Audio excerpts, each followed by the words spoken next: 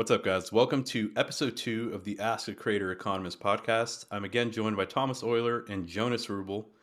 And what's up, guys? Welcome. I wanted to start this podcast in a couple of ways. We were kind of debating before the podcast how to start this.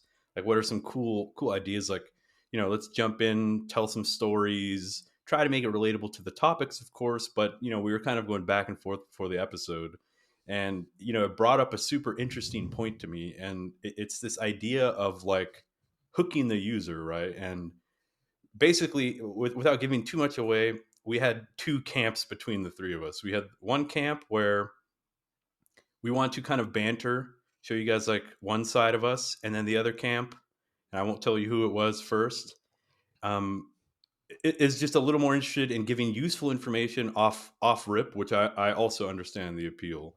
And I don't know, what do you guys think about that? Like, eventually, we came to the conclusion that why don't we talk about this because it is related to content and content creation. So what do you think, Thomas? So I guess two things are super important, especially when it comes to podcasts. I mean, you want to create this living room atmosphere, right? You want that people sit in the same room and you just listen to a chat of people that could be your buddies.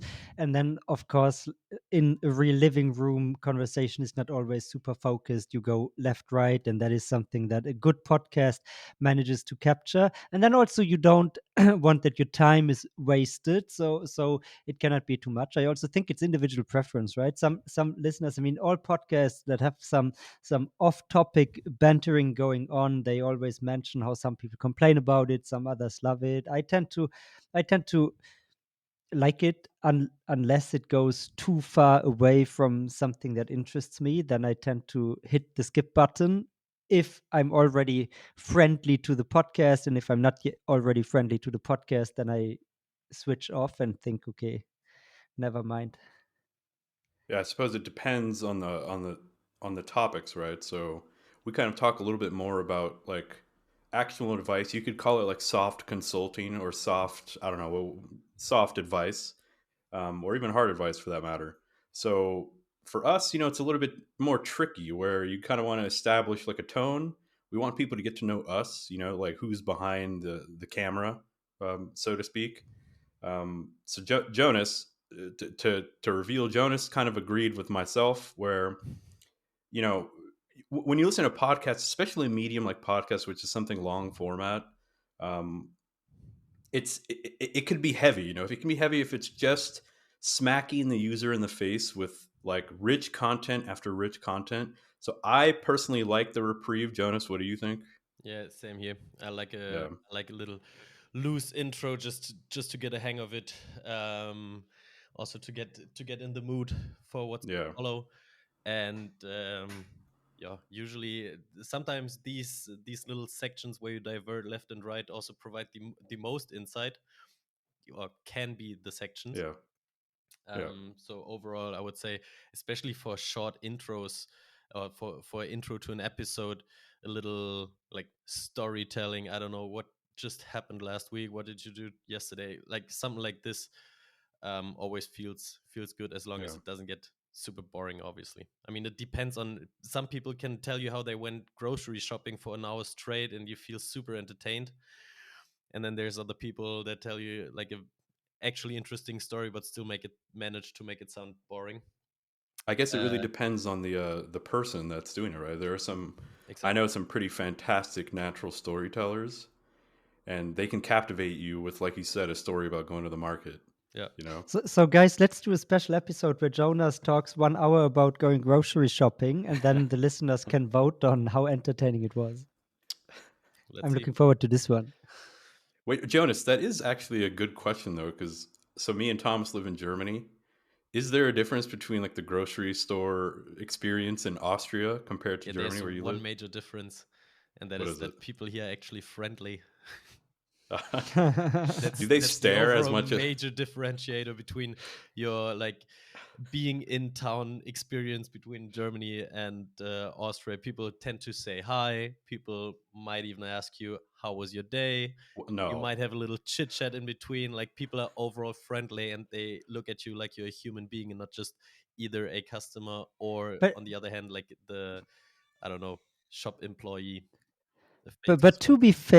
to be fair, I think it depends a bit on the stores you go to in Germany. I mean, if you go to all these discounters and regular supermarkets, then it's true. But if you go to more like, I don't know, we have cool markets here in Heidelberg. I shop on the markets, and let me tell you, people there are usually super friendly. They even after a few times recognize you. Yeah, I mean, of Thomas, do you course, but I go? mean, the overall shopping experience for 99% Yeah, of it's a people shit. is going to Aldi, Rewe, Edeka.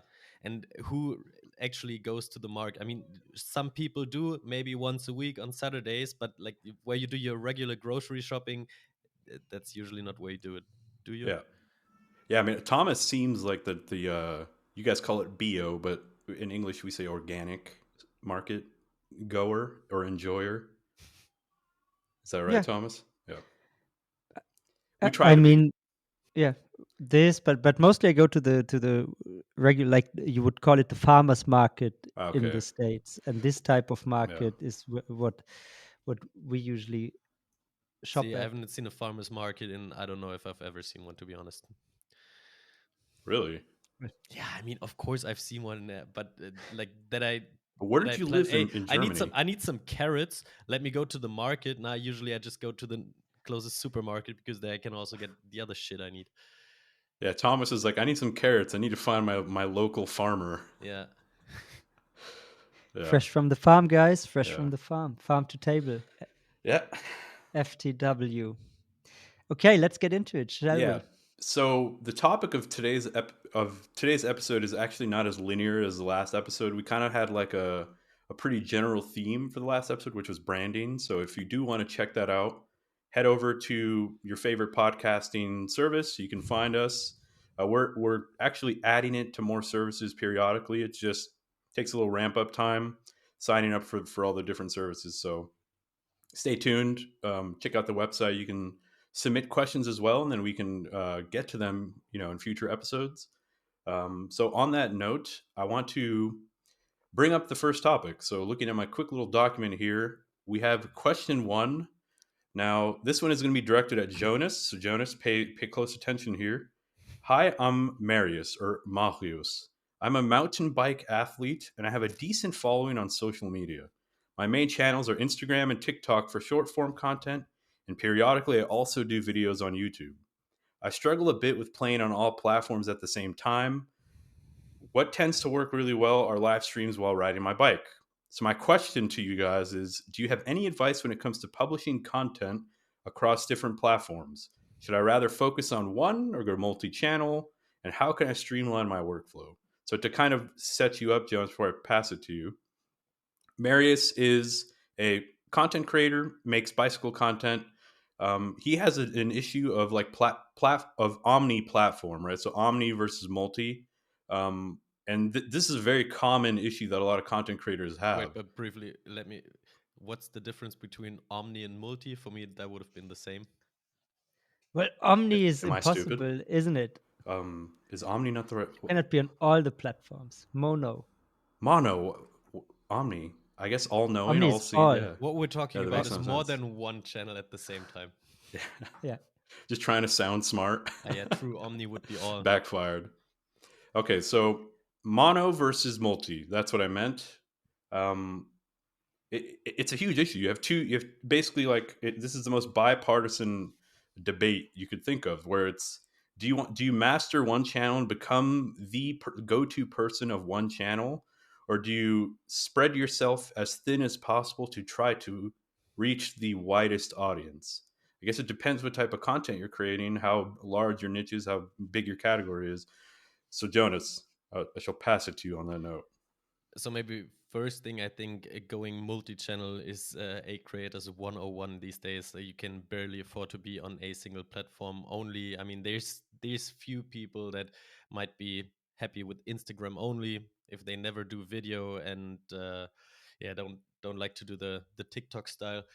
But overall, I guess when it comes to managing multiple channels, I think by now there's a bunch of tools that allow you to do this in a very streamlined fashion. One being, for example, Brandwatch, Mailchimp have a product called Content Studio that allow you to do that. Here you can create posts. They even support you based on AI a bit, so you can upload one asset and then it knows that for an Instagram post you need a square format, so it kind of augments it if it's in landscape mode and puts a little padding top and bottom.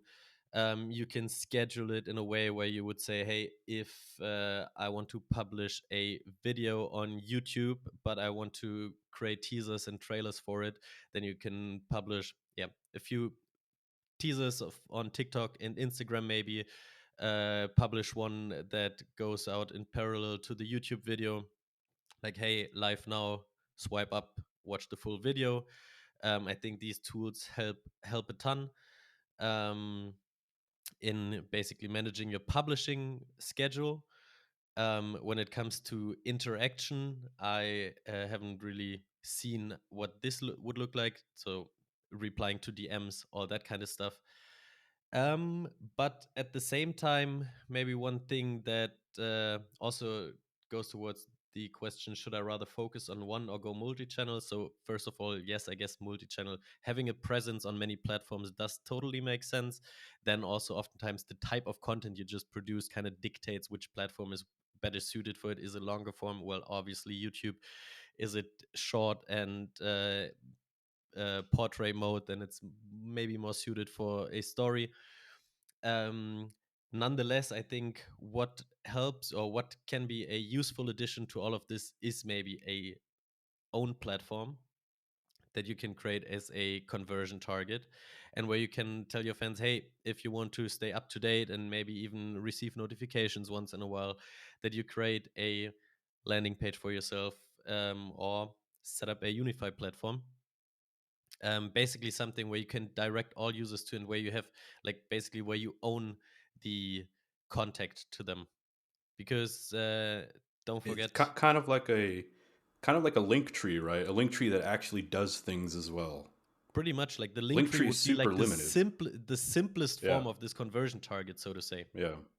I And mean, then, Linktree at the end of the day is literally a link tree. So it's like the thing that connects to all of your other, all the other places where you appear, and that's super limited in my opinion. yeah, and then basically Yeah, the next step would be a little website that pretty much does the same. It can link to your different platforms, similar to what you would do with Linktree. yeah. And lastly, if you want to put some interaction on your own platform, then that would be something where Unify or something similar could kick in and say, hey, I can publish content regularly on my own platform. People cannot just watch it, but they can also create an account and interact with me in some shape or form. So yeah, that would be my somewhat middle long answer to this question. I'm I'm Well, gonna I have a few different takes on this that I would like to chime in with here, because Sure. I feel like, especially if you are at the beginning, it makes a whole lot of sense to really focus on one platform, to really grow there, and then to branch out from there. Doesn't mean that distribution, you need something to maybe distribute it and to get people to know, especially if you're like on a platform like YouTube. Not everybody is hanging out on YouTube, but like, I think the first starting point needs to be that you don't think so much about just channels and platforms, but really about formats that you want to create. Thomas, let me And then, briefly interrupt you.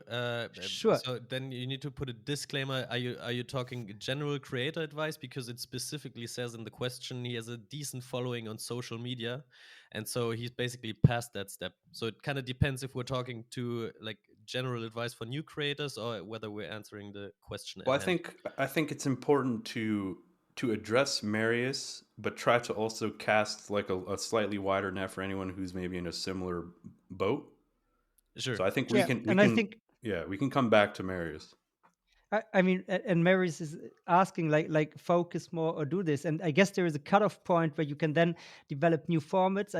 It's hard for me to know what, like, what means a decent following. Can be 5K, can be 50K, but if you're like, I guess in this range, then really try to first maximize the one thing that you are doing, and where you see some, like in startup language, you would say product market fit, wouldn't you? And if you have this product market fit for one format, because that is the thing, like the different networks, they all have their different cultures and different formats. Even like on first sight, they are similar. I think like a TikTok is different from an Instagram story, is different from a YouTube short, in the sense of what makes it successful. And so it's, I think it's not just like posted on all channels using a tool like the ones you mentioned, or you could throw in there is like Buffer and Hootsuite, and many others. But I think that is not the core issue, how to publish on all these channels. It's more like you really need to find out the format that works on a given channel, and maybe even if it's a short form video thing, you might have to do something very different for another platform and a very Thomas, different network to succeed. Thomas, layman's advocate here. Like when you say format, you don't just mean like mechanically, right? Like what what resolution, if it's vertical, No, horizontal. no. You mean like the literal, like for TikTok, it's like snappy, quick hooks, first second, 2 seconds. You need to grab the attention. It's a lot of like funny, like dances and provocative questions and stuff like that. While on like LinkedIn, it's something else. That's what you mean, right? Yeah, that is Okay. what I mean. Just And wanted I to. and I think like the starting point needs to be like what is it that I'm doing, that I'm producing, that works as a format, like, right? If it's funny dancing movies that work super well, or used to work super well on TikTok, then maybe you still need to do something else for YouTube Shorts, because YouTube has a different culture. No, YouTube is much more conversational, plays more of a role to talk with and to your audience than maybe on TikTok. And so it's very different. And I think you can definitely multi-platform, and I think at a certain level it makes like everything you said about connect. So being independent of one platform, owning a channel, I would advocate for, of course, a Unyfy, but also a newsletter. That is the thing you should definitely implement as a creator ASAP, because that is something you own and that is direct, like Jonah said, right? I would do this, but I really believe it's less about the or very often the workflow is not the issue to succeed on multiple platforms, but it's really to get these formats out and just find out what really works on your home, grow from there, and then branch out and create these different formats, is what I would be advocating for. And of course, even if this is in opposition to what Thomas just said, this might also mean going through an experimentation phase where you do actually take the same content, publish the exact same video at the exact same time on 3 platforms, and kind of just see, hey, what percentage of my followers does engage, does interact, how many views do I get, to just maybe if you struggle to get a feel for what might be better TikTok or what might be better Instagram content, just quantify it using a Yeah. few videos, You send and out some then feelers. later on you can still create the dedicated content for each platform. Yeah, I think I was going to say something pretty similar. And like I said, it is like a debate that goes back and forth, like Thomas said. Platform mastery, because as Thomas said, like you need to truly learn the user segment on each platform. And it is like at major companies or huge corporations, you have like social media managers for different platforms because of how different, the users as well as the content formats could be.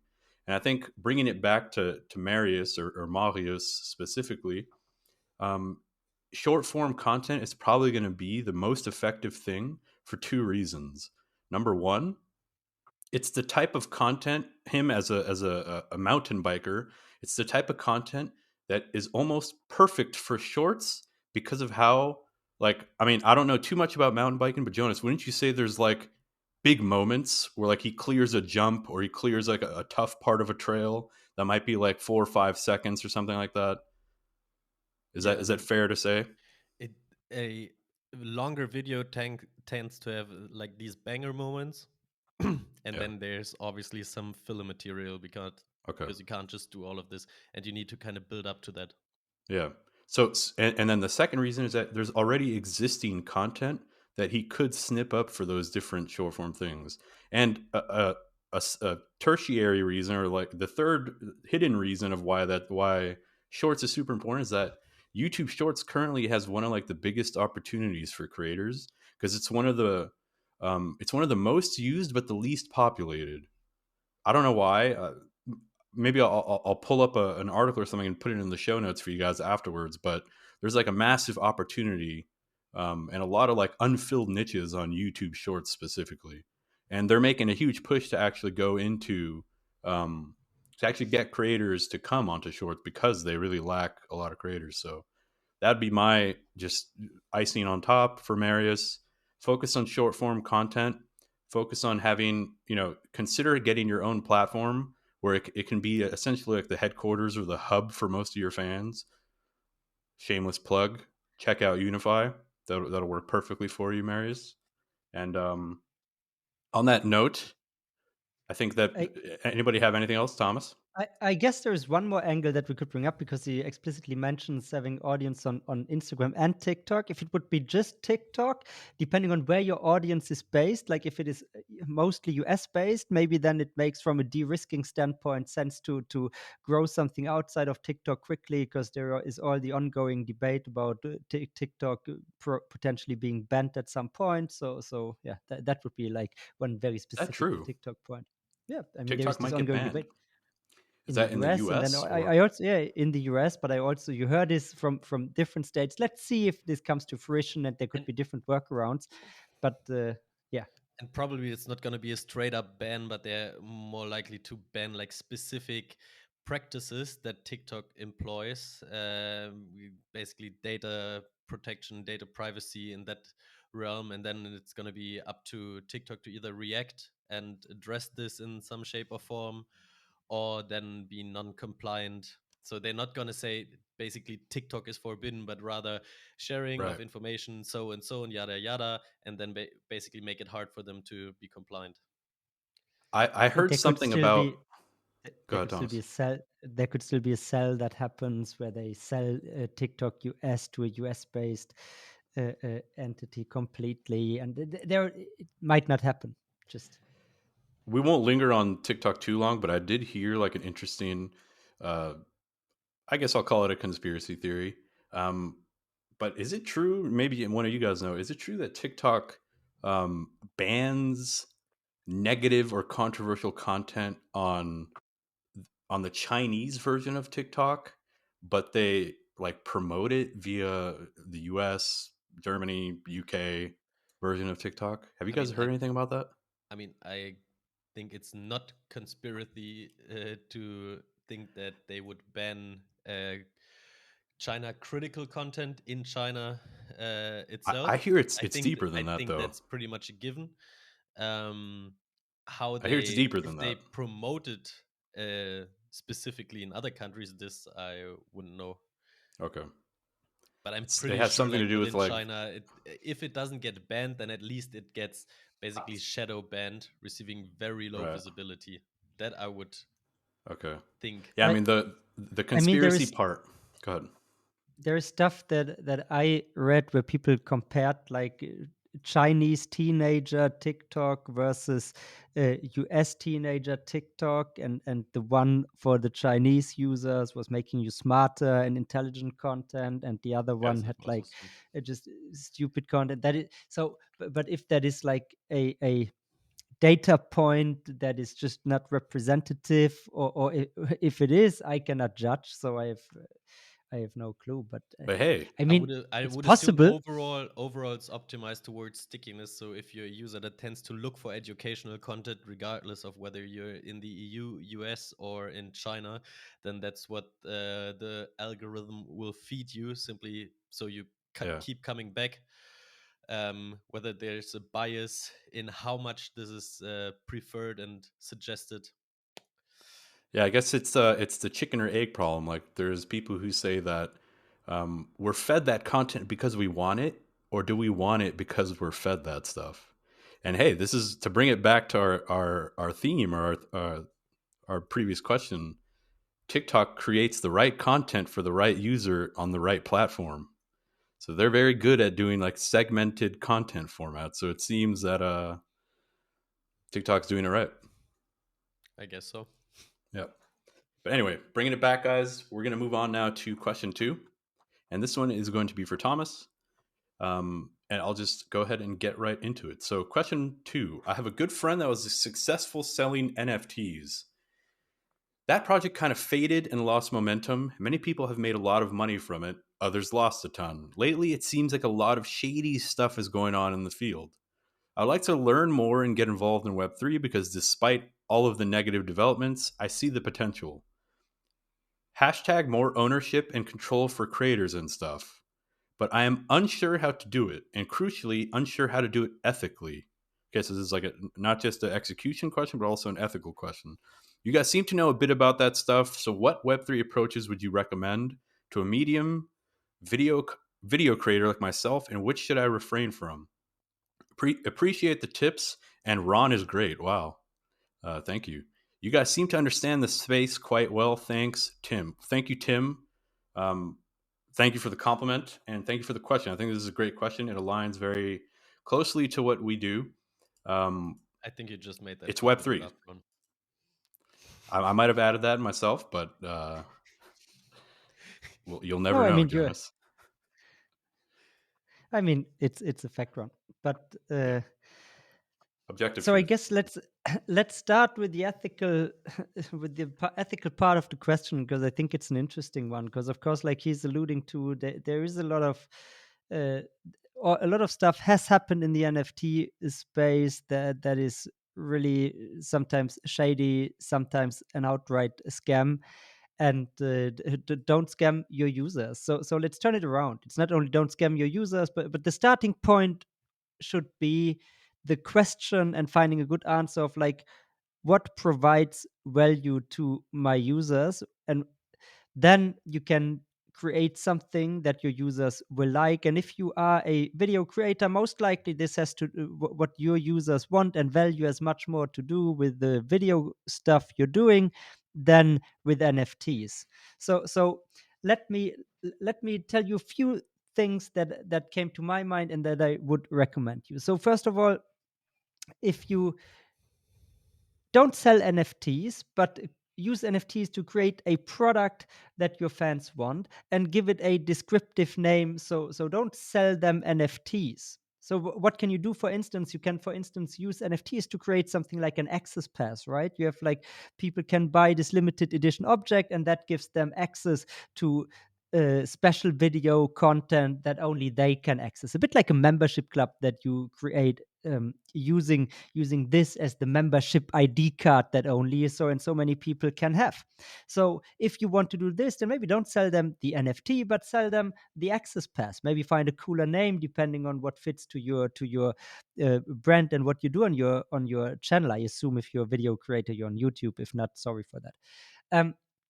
Then another thing that you can do and that I would think about, like with what is an NFT, without getting too detailed into this, think of you have like unique or limited edition digital objects that your users really own, that they cannot copy, that which they can only transfer. So for instance, you could think about doing personalized, unique videos that you turn into NFTs and you sell or give in some way to your users. So what I mean, something that would be quite obvious, and we should do it. Maybe we should soon start doing this. Answer questions could be videos, right? If we do an answer for a given user, if you join us on our Unyfy platform, we could give you an NFT. Maybe you could do something similar, and it's, by the way, super easy if you use Unyfy.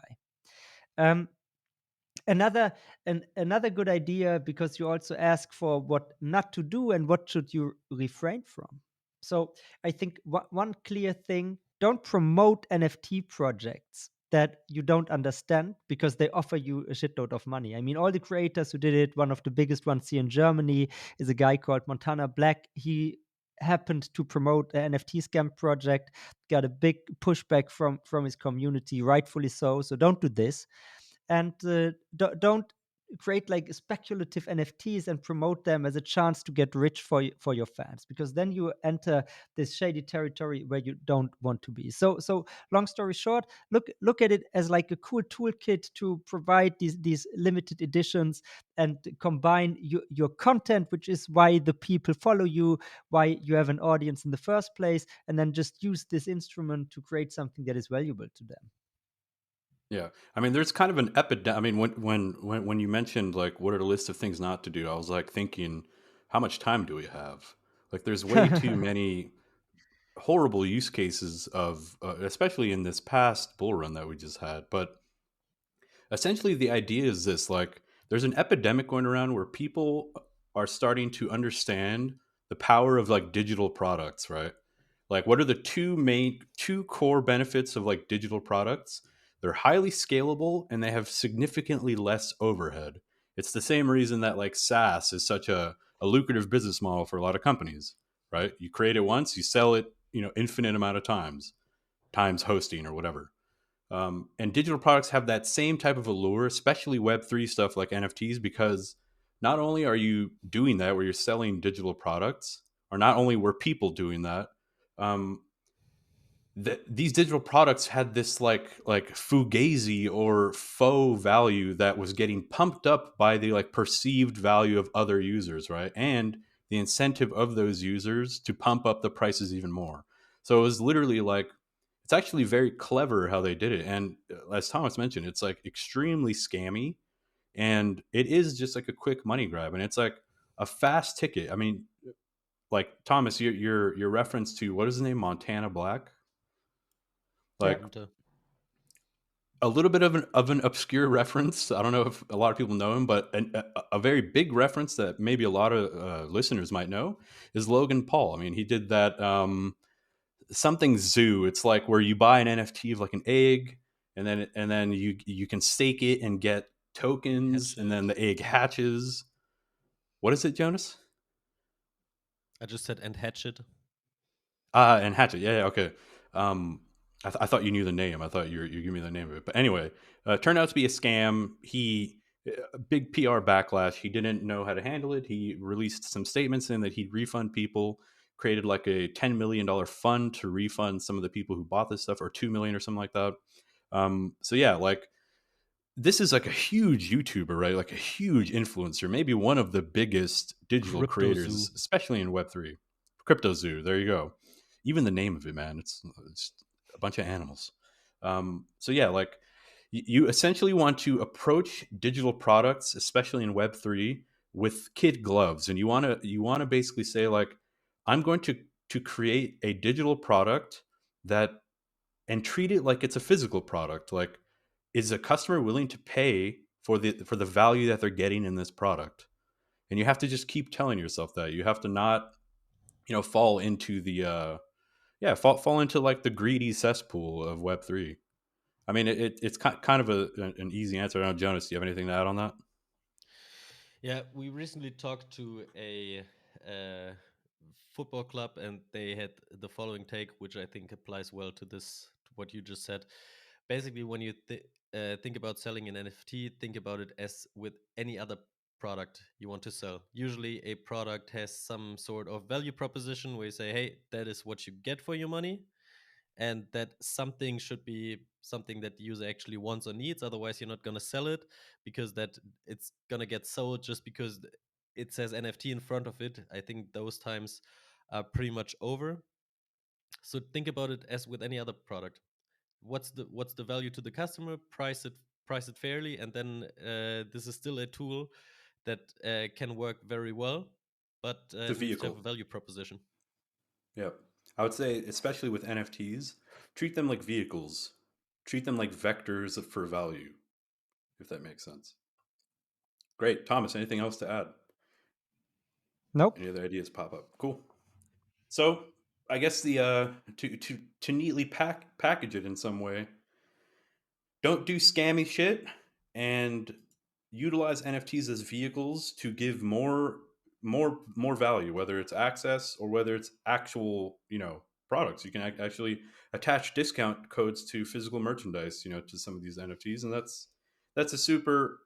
Maybe it's not uncreative, but it's effective. So, all right, guys. So, question 3. This one is actually from my stepbrother. So this is. I thought it was a good idea to ask him because I know that he's having trouble on TikTok. So here it is. I'll go ahead and read it. I kind of accidentally grew a following on TikTok, making prank videos with my friends.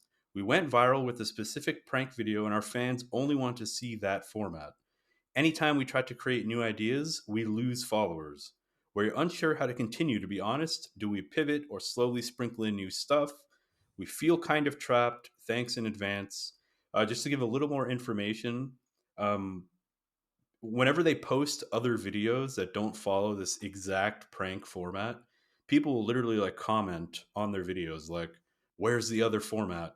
Can you maybe And give, because you shared it with us beforehand, what the format is that they're doing? yeah, so him and his buddy Melvin, they're both soccer players. They do these videos where one of them has like earplugs in or headphones, and they'll make a phone call.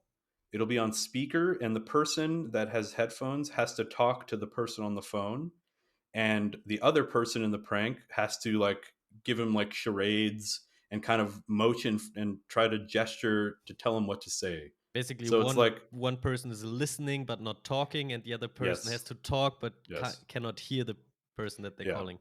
And it's funny, dude. They went viral. He has like 60,000 followers on TikTok now. Um, he's German, so it's yeah. He's like one of the more successful German prank TikTokers in this area, I suppose. I don't know. I don't even know how you attract that, but yeah. So he's pigeonholed, and he submit this question, and it kind of stumped me because it is a difficult one, and it kind of has to be done through testing, and you kind of have to slowly like claw your way out. And it kind of, I'm going to call back the previous episode of the Ask a Creator Economist where we talked a lot about branding. And in one of the questions, we talk a lot about like niches and like finding a category, finding a very specific topic that you can dominate. And this is like a perfect implementation of that, or a perfect use case where they essentially have niche syndrome, which it's when you create content in a particular niche and you get pigeonholed and you get stuck creating content in that niche. Very, very straightforward. And you have two strategies to get out of it. The first one is like a brute force pivot. You essentially pivot, you tell all of your users, hey, we're switching, we're going to do different content, we're done with this format. There's the door. If you want to leave, go ahead. If not, stick around. You essentially hit like a hard refresh. I don't know if that's the recommended approach, but it is an approach. And the second one is like a gradual nurture and like a slow expansion of a pivot. And I know it's a little bit cringe to bring up a company like Amazon. How many people can replicate what Amazon does? But Amazon did exactly this with their product line, right? So I don't know if you guys remember, Amazon started as a bookstore. It was an online bookstore. Um, and there's actually like a reason for this. Basically, and I'm going to read this quote from Jeff Bezos. He said that books were great as the first bet or first best because books are incredibly unusual in one respect, that there are more items in the book category than there are items in any other category by far. So this is a simple like supply and demand type of approach where books were a super effective product. That's why they started with it, but they slowly expanded, right? So what that's called is called establishing a beachhead. I've heard it referred by that from a couple of other like product marketing type people. You establish a beachhead where you establish like an expertise in a particular niche, but and then you slowly expand and you slowly take over other smaller niches that run parallel to your niche. So I think that's like the type of advice that I would give to my stepbrother is that he needs to start creating content that run parallel to that prank video. So unfortunately for him, that might include other types of pranks. That might include and if he wants to be sneaky or creative, he can do prank videos that are parallel. He can also do like behind the scenes of the pranks, right? So like that's a way to start to slowly add in like, okay, now this is us, how we really are, not in like a prank format. You guys can see a little bit about us. So that's how you kind of like create the pyramid and you kind of expand by doing that. So I mean that's my like the best type of advice I can do. But going back to what I originally said, you have to do it in like a very like quantitative approach or qualitative approach where you're looking at what content is resonating with fans. What type of content can I produce that has me lose the least amount of followers? So you kind of have to like track stuff. So each time you publish content, look at your analytics, look at your data, and slowly start to expand your beachhead into different categories. And you might suffer some casualties. As you establish the beachhead, you might lose some followers, but it's I think the best approach to yeah getting I out mean, of that hole that you guys kind of see yourselves in. one thing that you could also do is basically something that Ron said earlier when we were talking about the first question. YouTube Shorts is maybe a great opportunity that is still not Yeah, fully overused. Maybe you can set up an account there. I mean, I'm sure you probably have, but publish some of the TikTok pranks there. But then kind of test whether the reactions from the audience are slightly different there, and whether they're more open to seeing a variety of stuff if you enjoy doing a variety of stuff. yeah, go And yeah, omni-channel. see whether maybe this might be a way out. Yeah, yeah, that's I actually a think, super good point, Jonas. yeah, Go I ahead, Thomas. agree. I think that makes a lot of sense. But like taking it to first principles, I mean, one fact of like content creation is you cannot do it over an endured period of time if you are not passionate about the stuff you're doing. And if you Of just get course. annoyed by prank videos and doing these prank videos, you need to stop doing them and you need to start doing the other stuff. So if you still enjoy doing the pranks, but you would just like to do other stuff as well, I think following the advice that Ron gave makes a whole lot of sense. But also trust a bit in yourself and your instincts, because you cannot bang out stuff just because you know there is an audience if you hate doing it, because it will make you very unhappy. It will not inspire you, and the quality is going to suffer from that. So that is probably the one like, not soft skill, but True that. soft advice I would throw in as well, because all of us who create stuff do certainly do our best work if we enjoy doing putting the work in on what we are currently creating. Yeah, yeah, and if you're not passionate about the type of content you're creating, then maybe the brute force pivot is the play. But just Yeah. back to what Jonas said, um, like platform transitions are like a fantastic opportunity to find a new audience. And I don't know how many people who came early to TikTok have made careers because of that. And that's just kind of like a side tip for all of the creators who have emailed us or submit questions. New platforms represent the biggest opportunity for anyone. Now, how many of the platforms that spring up turn out to be dog shit and they don't exist after a while? Probably most of them. But if you do get in early with certain, I mean, I can think of some people who became influencers because of Clubhouse. Clubhouse doesn't really exist anymore, but they're still, what's the verb that influencing? They're Having still an out there audience, whatever. influencing. Yeah. Yeah. Yeah. So They kept their audience. yeah, exactly. So these people created, they created the right mechanisms where they can maintain an audience. Maybe they had a unified platform. Maybe that's the thing that they use to maintain some of those Clubhouse users.